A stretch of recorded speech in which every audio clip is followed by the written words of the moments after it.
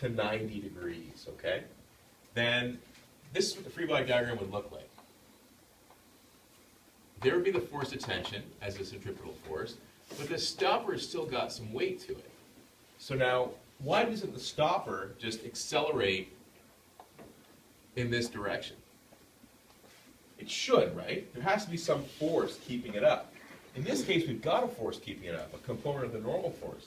But in that case, if you get this thing to 90 degrees, then there's no force keeping it up. So the physics tells us it should just fall straight down. And in fact, when you get it to 90, this is exactly what happens. It accelerates downwards to 89.99. And then you manage to get it up to 90 and it keeps coming back down. So you can never actually get it at 90 degrees and keep it there, because as soon as you do, you lose this upwards component of your tension force and you come right back down. Okay? So the only way to compute this properly is to have an angle in here. And some of you ignored the angle and got the right answer, and it's because the angle doesn't actually matter. But we can show that through the calculations. All right, so this is the case we're going to deal with. All right, so we're going to apply Newton's second law. Those are equal, which means that's the same as that. Tensions are all equal, we assume. So we're going to apply Newton's second law to our stopper. So some of the forces in the x will equal Ft sine theta, which will be the mass times the acceleration c. And then some of the forces in the y will be Ft minus mg, which will equal 0. I'm sorry, this guy. Sticking one object at a time. So we have Ft cos theta minus mg, and that equals 0, because the stopper's not accelerating up or down as it goes in the circle. All right, so Ft, interestingly, yeah, the funny thing about this challenge is that you don't really need, oh yeah, the issue is that we can't measure that angle. Yeah, that's right, you have no way to measure the angle. So if you could measure the angle, it's a really easy challenge, right? You don't even need any of that stuff. Those two equations will give you the answer. So actually, because we couldn't measure that angle, we didn't even look at the y component over here. And it's really just this mass we're interested in. Okay, so we're going to go over to our other object. So this would be for the small mass. Some of the forces in the y for the large mass will be Ft minus mg, which equals 0. So Ft equals mg. So now we can make that substitution over here. Oops, sorry. So we have mg sine theta equals m v squared over r, and I substitute my v squared over r for my acceleration there. Okay, so we know mass, we know g, we don't know this angle, so we're going to hope that it goes away because there's no way for us to measure it. If you could slow it down in slow motion, you'd be able to measure it, and it'd actually be a really simple challenge. This is what we're looking for. The radius is that. And then the v squared. Let's continue.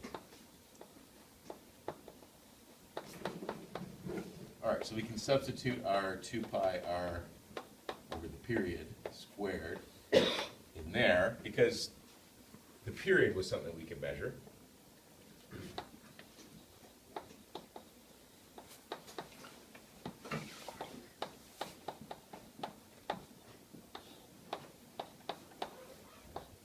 So it looks a lot like our derivation from UCM1. So we have mg theta equals 4 pi r m over t squared. Okay, so we've got the sine theta in there still, but we've got this r. Now r would represent that. That would be the radius of the circle.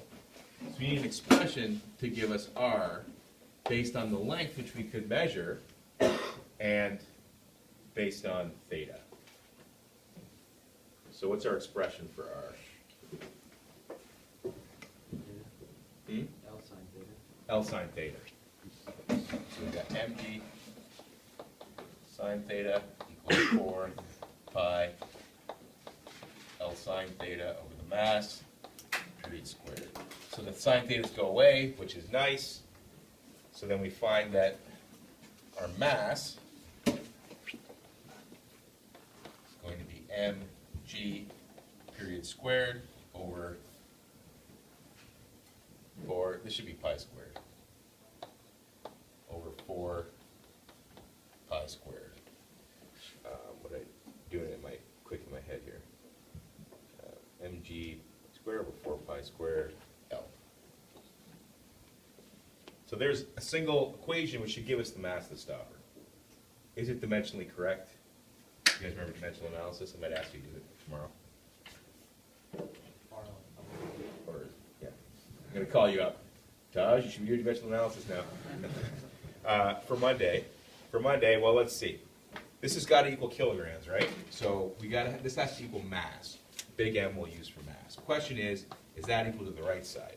So we've got mass times G would be meters per second squared, which would be a length per time squared, so a length per time squared, times period, which would be a time squared, all over 4 pi squared, which has no dimension to it, it's just a number, over L, which would be length. So what do we got here? Well, the t squareds go away, the L's go away, mass equals mass, so we know that we're dimensionally correct, we know that we performed the derivation correctly. All right, any questions?